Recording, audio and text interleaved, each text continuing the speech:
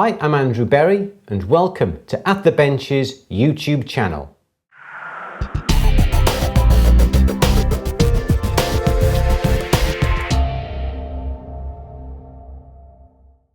Following on from our last film where we soldered embellishments, little pieces of silver upon a silver ring, we're going to be looking at soldering a tube, a bezel setting onto a ring this time. I was asked, is it better, and how does it work if you soldered a bezel or a tube onto the flat piece of metal and then turn that around into a ring shape? How would you get around the tube bending and stretching? Well, in that particular case, if the piece that you are soldering onto the ring is likely to deform or stretch when you turn the ring around and solder it, well then that piece of metal will have to be soldered on after the ring has been made up. And in this quite a short film, we're going to be looking at soldering a tube onto a ring. Now, the tube can hold a cabochon. It could hold a faceted stone by simply cutting a seat onto the tube. You may have made up a nice bezel cup using some barrel wire, or you may have bought some pre-made bezel cups, and that's what we're going to be covering today. We've got two rings that we're going to be just sort of experimenting with today. This is a shaped wedding band. It's just one that I have found in my cupboard for demonstration purposes. And also this ring here that you've seen us make up on the At the Bench's YouTube channel. I've shown you how to make this ring, how to cut it, to solder it, to file it, to buff it, to polish it. And this is this particular ring here. And now we're going to add a tube setting or a piece of tubing upon this ring. I'm going to show you what you need to do to get the most perfect joint.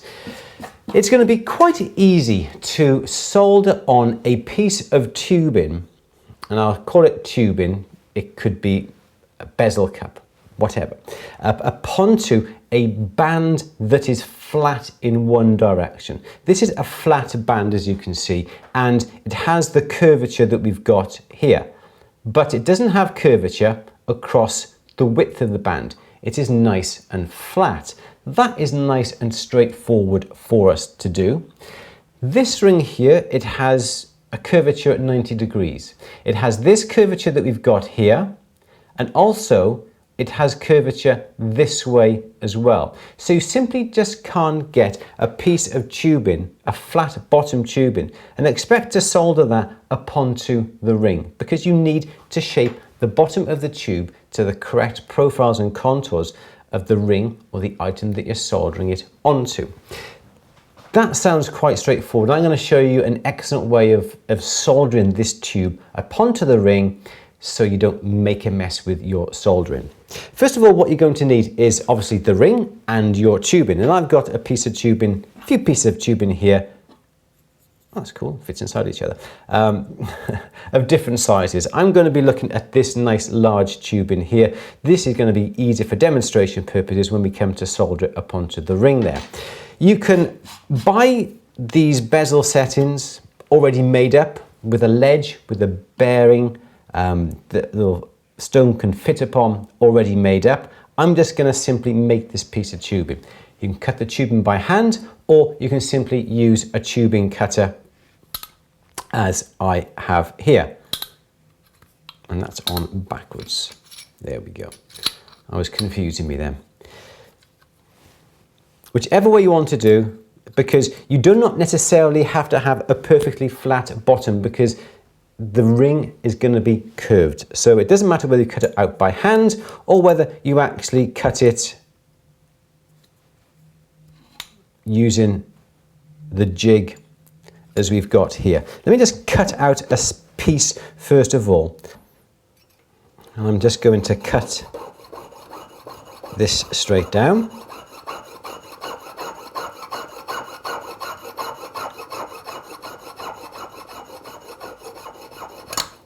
Now, there are a couple of products that really does make the stage when we come to solder it into place really nice and straightforward. I'll touch on those now a second. One is a head and shank tweezer. Some people call these Swiss tweezers, and it's simply a pair of tweezers with a little lock-in mechanism here with a nice flat pad and a nice rounded top here. Brilliant, I've always got a pair of those with me. Alternatively, you can use these titanium clamps. Now these are really gaining popularity. We sell these in our online store. That's andrewberry.co.uk/shop. I'll leave a link in the description down below. We sell these titanium strips, and from those titanium strips, you simply bend them round into whatever shape you want. We've got some various shapes here, very, very simple shape as you can see here. That one's been filed to fit into a narrow area. And the advantage of using these titanium strips is that they don't sap away the heat, they don't suck away the heat. And also when you heat them, they don't necessarily bend out of shape, they retain their springiness. But I'll be using those just a little bit later. So what we need to do first of all is assess what ring we've got. If we're using a flat ring like we've got here, we simply add a curve to the bottom of the tubing to match the same profile as the ring that we've got there. And you can do that with a simple ring file like this.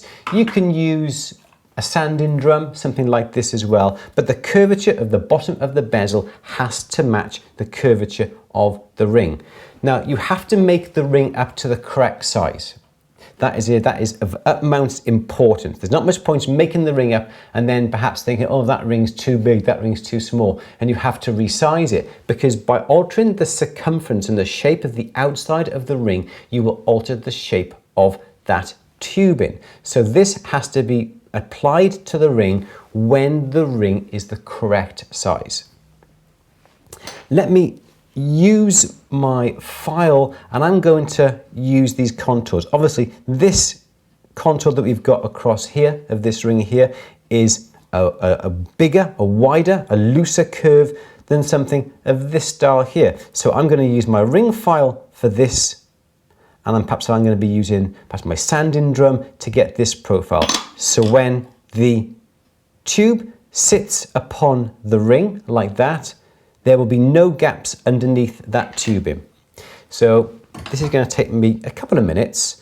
I'm going to use my ring file just to come across the bottom, just to impart a curve. Let me put this on so I can actually see what I'm doing.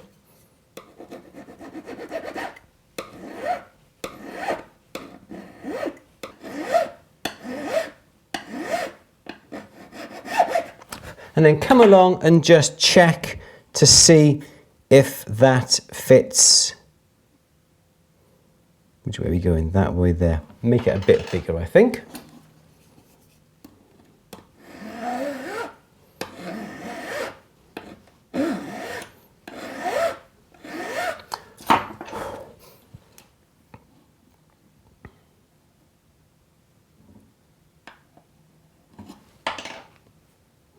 And we're going to file it the opposite way now as well.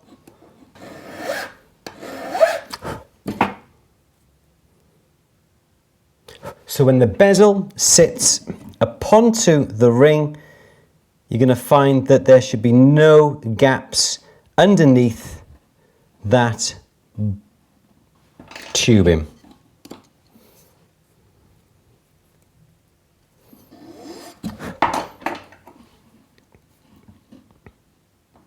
With that bezel all sorted, the tubing, let's put that up onto our block a second. Now what we need to make sure is that the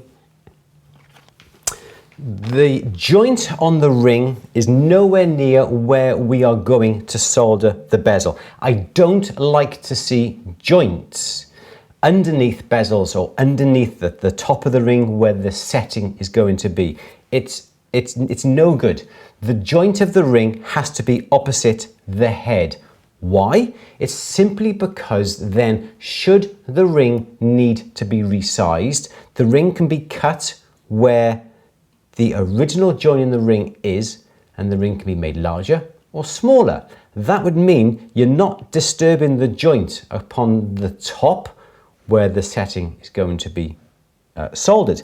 Also, if you happen to overheat the setting when you're soldering it on top of where the joint is in the ring, there's a chance that joint's going to come apart, or that joint is going to slightly move, or the solder may run slightly, and that is not what we are after. So always, always, always put the joint of the ring opposite of where you are working, because it just makes life a lot more sense. You're going to have one piece of metal should the ring be resized. If you have it at the joint at the top and have to cut down the bottom of the ring here, you're going to end up with two pieces of metal, which is going to weaken the ring. So always put the joint at the bottom of the ring. Now, how are we going to find where that joint is of our ring? Quite straightforward. You need to warm up the ring slightly, and when the ring discolors, you should be able to see where your solder line is. We only need to do this slightly. I know the ring has a gorgeous, gorgeous polish on it. I'm not removing the polish, I'm just coloring the ring slightly. And by doing so, we can see where our joint is. A little bit more than that. What you don't want to do is put this in acid, because that'll remove all those oxides and you'll never see your joint. Okay, I can see my joint quite nicely. It may be hard to see under these bright lights. Let's put my magnification on for this. And what you should be able to see, and on the inside of the ring here, is a line nice and clear. What can I use to guide that? Right in this area here.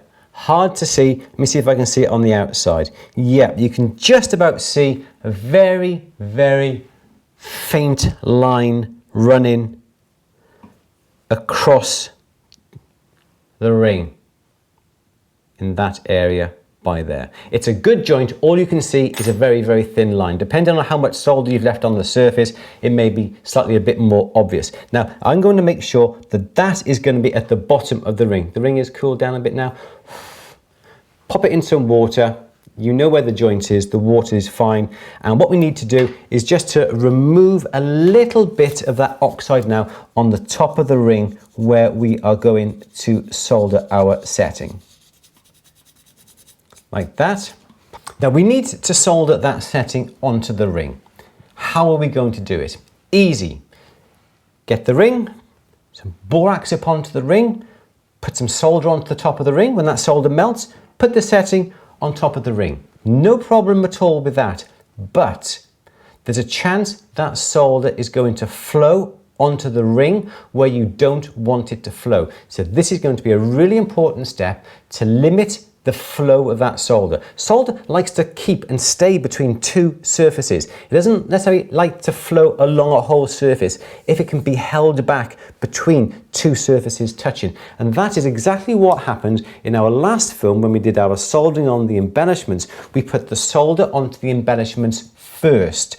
And then the embellishments went onto the ring. The solder stayed between the surfaces that were in contact. It didn't flow anywhere else, despite having some borax on the surface. So this is what we're going to do. We're going to put some borax onto that edge that we have just filed. And we're going to get some solder. And this is solder that I have hammered, and I have, in fact, this is solder that I have put through the rolling mill, but you alternatively can hammer it thinner. And I'm just going to cut out some very thin little pallions. The metal, the solder is really, really thin, so I can cut off nice sizable pieces knowing that is not going to be too much solder. That's all done there. We're going to place those little pallions onto the edge now of our setting. Let's just moisten those a little bit. There we go, that's a better idea.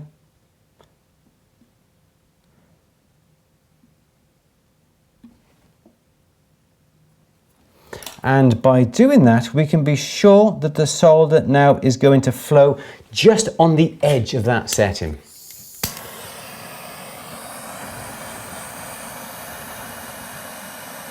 Warm it up very slowly. You don't want the flux to displace that solder. Keep the solder onto the edge of the tubing.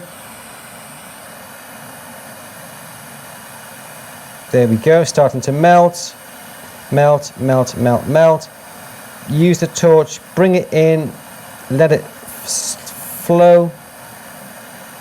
Gorgeous. Okay, the rest of the tube, as you can see, is oxidized. Brilliant, that's exactly what we want, knowing the solder will not flow upon to that oxidized area. Now, grab your ring and just put some flux now on the area that we want that tubing to go. And because we've put some emery paper on it, you can see how the flux covers that area absolutely gorgeously. Wait for the tubing to cool down and position the tubing now on top.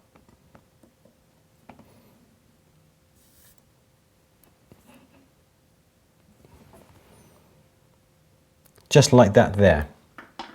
Now we can grab whichever method you want. You can use your titanium strips to hold that in place, or my favorite is these Swiss shank tweezers or head and shank tweezers. And the idea is you put the ring in that part, you put the paddle where the setting is, and once you've got that in place, you simply slide up the locking ring to hold that into position. And that's what you've got. You've got that nicely secured, and you can move things around until you get that setting exactly where you want it. You can look at it from this direction and make sure it's nice and even this way, which it isn't. So let's move that across. Fabulous. Okay. And because the setting is being cramped or clamped onto that ring, we can turn the ring up this way. We can turn the ring up that way. It's entirely up to you. You can even lie it flat.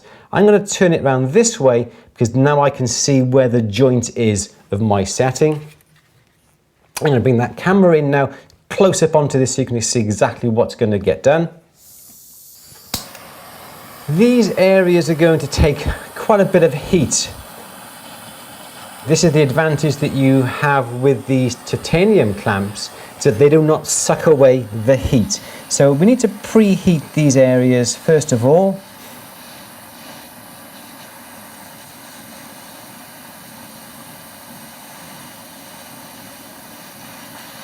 And by doing that, the borax is going to just to dry out nice and slowly.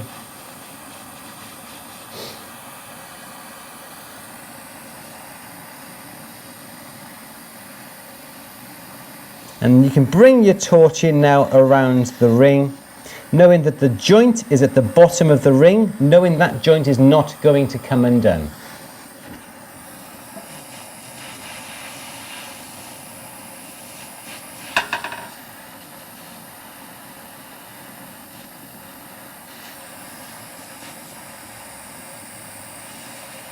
Just check on the color of the flux. Remember, I always say, look at the color of the flux. I'm not putting the torch onto that tube like that. The torch is on the ring itself, and I'm relying on the contact between that setting and the ring to heat up that setting, the tubing.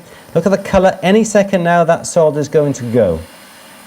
And the setting is going to drop slightly because of that solder. Here we go. Fabulous, absolutely fabulous.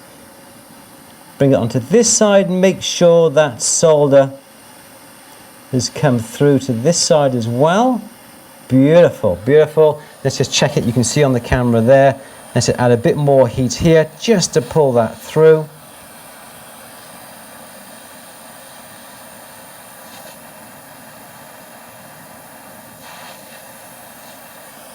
Absolutely brilliant. Okay, be careful, these are going to be hot. Remove that, it's cooled down enough, and let's pop that into the acid. And then into the water. And there we have, could do with a little bit longer in the pickle. But as you can see, we have got the most beautiful solder joint running around the tube all the way around, looking absolutely gorgeous. The tubing nice and central, And that's the brilliant solder joint. And it's going to need the most minimal amount of cleaning up to do. Let's grab my bristle brush. Okay, one hits the floor. And let's just quickly show you that joint.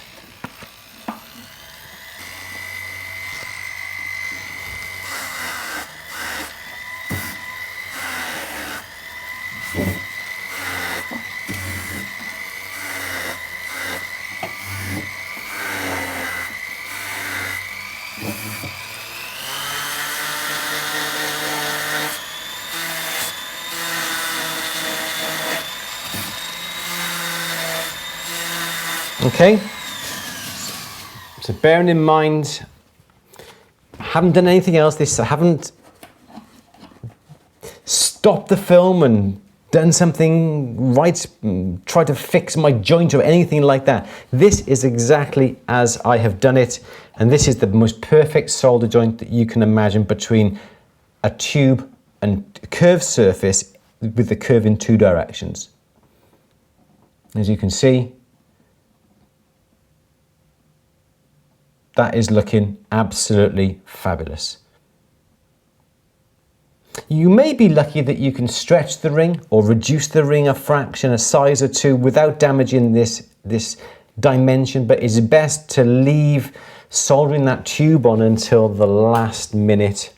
And the joint, yep, the joint is down the bottom here. You can't see it now because it's been quenched in acid. You may be able to just see a very faint line. I'm not quite sure whether the camera's going to pick that up, right where my nail is by there. So the joint is down here. Joint is smooth. Joint hasn't come undone. Solder hasn't run or anything like that. And if we do need to resize it, we can resize it down here, knowing that the ring is going to stay nice and whole and the ring isn't going to completely fall in half. So that is how we solder a tube or a bezel setting onto a ring that is in a curved surface as we have here. That curvature there on the circumference and also the curvature of the profile of the ring. Don't forget, please share this video with your friends who you think would appreciate these types of jewelry making skills. I would love you to do that. Also, please subscribe if you haven't done already, and please leave me a comment down below in the comment section whether you like this film, whether you don't like this film, whether you want me to do any other films similar to this, whether you're having any problems with your soldering. Just please let me know and I'll happily produce films just like this just for you. My name's Andrew Berry for At The Bench's YouTube channel. Thank you for watching. I'll see you on the next film. Bye bye.